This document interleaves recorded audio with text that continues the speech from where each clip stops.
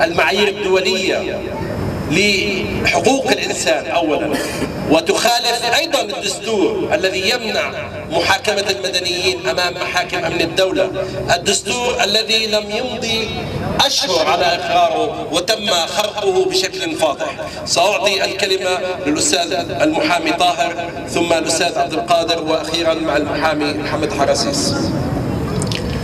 لطالما كنا سندا للجهاز الإعلامي والصحفي، واليوم وبعد التضييق على القانون جئنا نستهيب بكم ونرجو وقوفكم مع أبنائكم المعتقلين، مع إخوانكم الذين اعتدي على حريتهم اعتداء صارخا غير مسبوق.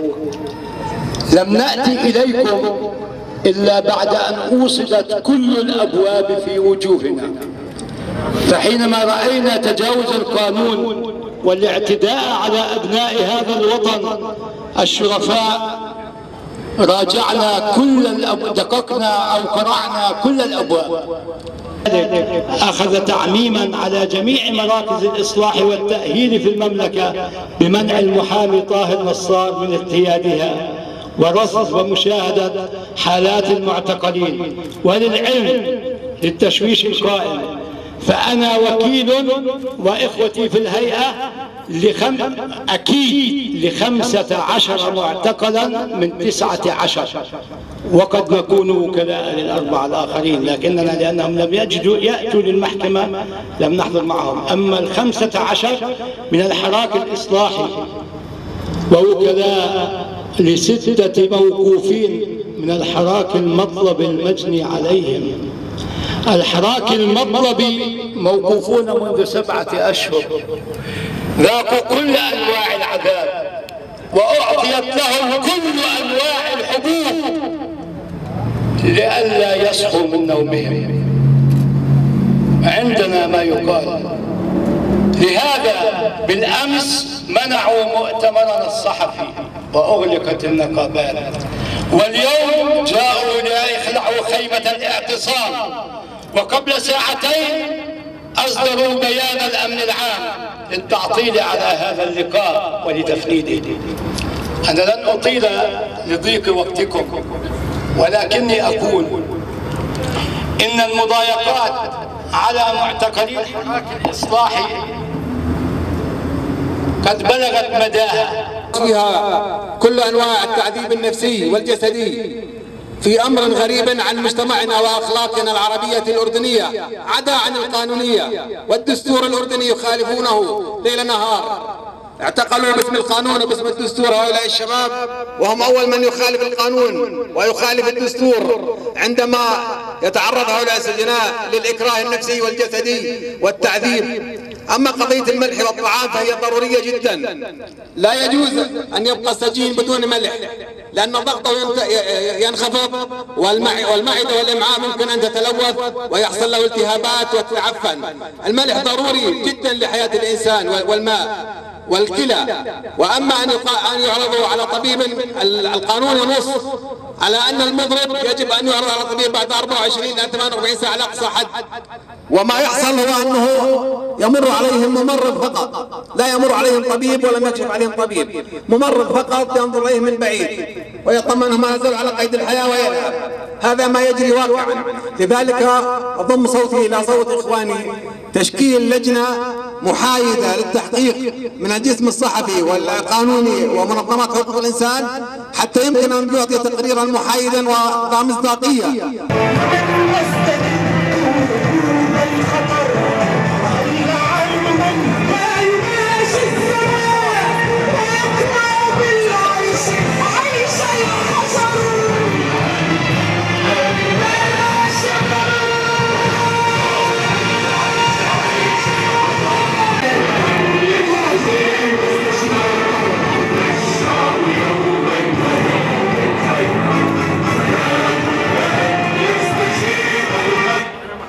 عليه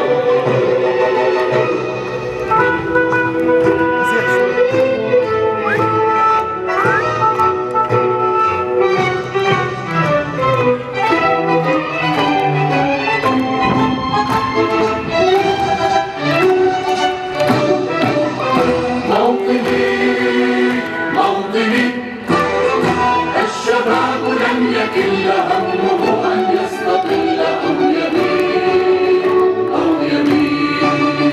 نستقيم للردى ولن نكون للعبا كالعبيد كالعبيد. لا نريد ذلنا المعبدا وعيشنا المنكدا، ذلنا المعبدا وعيشنا المنكدا. لا نريد. الله أكبر على الخاين، وبدي صوت الكف يهز، بدي صوت الكف يهز، وبدي صوت الحق يهز، بدي صوت الحق يهز، وبدي صوت أردنية، بدي صوت أردنية، وبدي صوت أردنية، بدي صوت أردنية، وما بنشحاد الحرية، ما بنشحاد الحرية، وما بنشحاد الحرية، وما بنشحاد الحرية. حرية حرية نسمع كلام ملكية، حرية حرية نسمع كلام ملكية، حرية حرية نسمع كلام ملكية، حرية حرية نسمع كلام ملكية، حرية حرية نسمع كلام ملكية.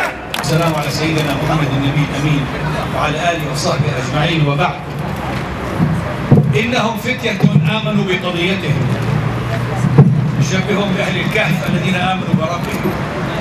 فتية شباب آمنوا بقضيتهم، فتية شباب رأوا أن الكهولة لم يحملوا القضية فتقدموا لحمل قضية كان يجب على الآخرين من الجيل الذي سبقهم أن يحملها خيرا منهم، فقدموا تضحية. نحن نشهد ولادة قيادات جديدة للأردن، السجون هي التي ستصنع هذه القيادات، ونأمل أن يدخل شباب أكثر وأكثر إلى السجون مناضلين حتى يكسر هؤلاء الشباب، لا أقول نكسر لأنني لست منهم للأسف الآن، حتى يكسروا هذا التابو، هذا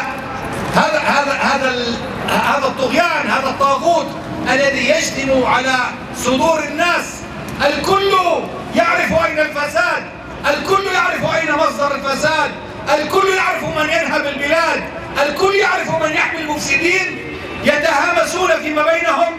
هؤلاء الشباب قالوها علنا لأن الكهولة لم يجرؤوا أن يقولوها. يا عبد الله يا ابن حسين، أراضي المملكة راحت وين؟ هل كانوا يتكلمون عن أمر خيالي أم عن أمر حقيقي واقع في البلاد لم يتم حله حتى الآن، ولم يتم إرجاعها حتى الآن؟ وبقية الملفات، هؤلاء الشباب هم الذين حملوا هم الوطن وضحوا، وأنتم الشباب أيضا أنتم معهم ملتفون حولهم. عندما زرناهم قالوا لا تهتموا بنا ولا تهتموا بالفراج عنا، إياكم وأن تحيدوا عن الهدف. الهدف إسقاط هذا الطغيان، الهدف إسقاط هذا الفساد، الهدف هو أن تعود للشعب الأردني إرادته في نظامنا الذي يقول البعض يعني بدهم نظامنا. المادة الأولى في الدستور، المادة الأولى من أقوى المواد، نظام نيابي ملكي وراثي. النيابة مقدمة على الملك، الركن الأول هي النيابة، ليست مثل هؤلاء النواب، وليست نيابة مخطوفة موضوعة في جيب الركن الثاني.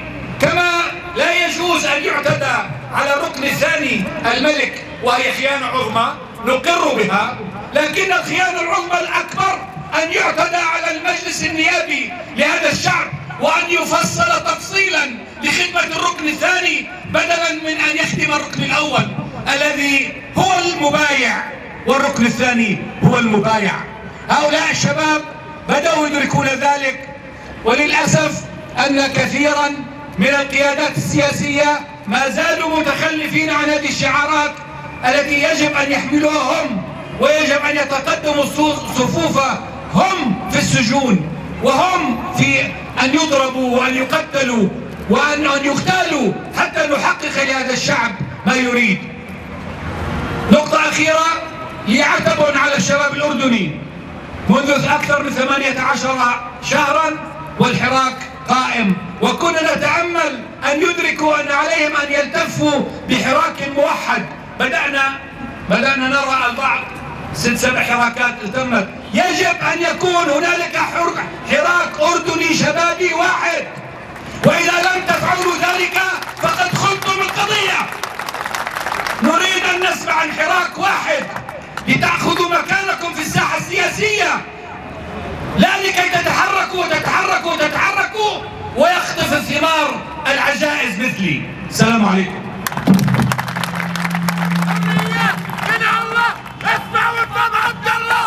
حرية من الله، الله أكبر على الظالم، الله أكبر على الظالم، الله أكبر على الظالم، الله أكبر على الظالم، الله أكبر على الفاسد، الله أكبر على الفاسد، الله أكبر على الفاسد، الله أكبر على الفاسد. ردوا وراي ردوا، ردوا وراي ردوا، ردوا وراي ردوا، ردوا وراي ردوا. ابن الأرض وشدوا،